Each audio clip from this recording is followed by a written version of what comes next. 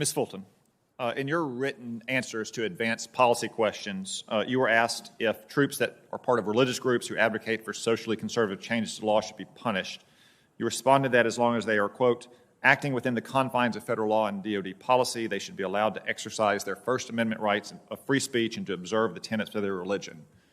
However, on June 30th, 2014, you stated, once again, religious freedom, which you put in quotes, is twisted to mean conservative Christians can dictate their views to the rest of us. I suppose this was in response to the Supreme Court's Hobby Lobby decision. You also advocated for the repeal in that statement of the Religious Freedom Restoration Act, which I presume you know was passed almost unanimously by this Congress. It was signed by President Clinton, and it was voted for by President Joe Biden. That law requires the government to demonstrate a compelling government interest before it burdens any person's individual right to freedom of exercise of religion. So if you are confirmed for this position, you'll be in charge of DOD religious policies. You'd have responsibility for overseeing chaplains and religious accommodations. Yet you believe the Religious Freedom Restoration Act is apparently being twisted by conservative Christians to dictate their views to the rest of us. So which is it, Mrs. Fulton? Are you actually going to protect the religious freedom of troops and chaplains, or are you going to ensure that they can't dictate their views to the rest of us under the guise of religious freedom? Senator, I support religious freedom, and I would support religious freedom for all of our troops, all of our civilian employees, consistent with the law. Do you believe that the Religious Freedom Restoration Act should be repealed? No, Senator.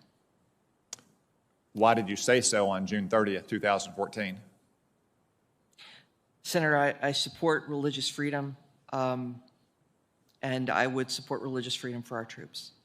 Are you disappointed with Joe Biden that he voted for the Religious Freedom Restoration Act? No, Senator. Let's turn to a statement that you had in 2017 where you said the vast majority of white evangelical leaders are utterly unmoored from the gospel of Jesus Christ. The vast majority of white evangelical leaders. What percentage do you mean by the vast majority? Obviously something more than 51% of white evangelical leaders are unmoored from the gospel of Christ. Could you put a number on it? No, Senator. Vast means of great extent or quantity, immense. Do you think 95% of white evangelical leaders are unmoored from the gospel of Christ? No, Senator. 80%? No, Senator. 70%? No, Senator. 51%. It has to be 51, right? It has to be at least 51. You said the majority. Understood, Senator. Let me ask you this. Why is it white evangelical leaders? There are a lot of black evangelical leaders. There are a lot of Hispanic evangelical leaders. Are black evangelical leaders unmoored from the gospel of Christ?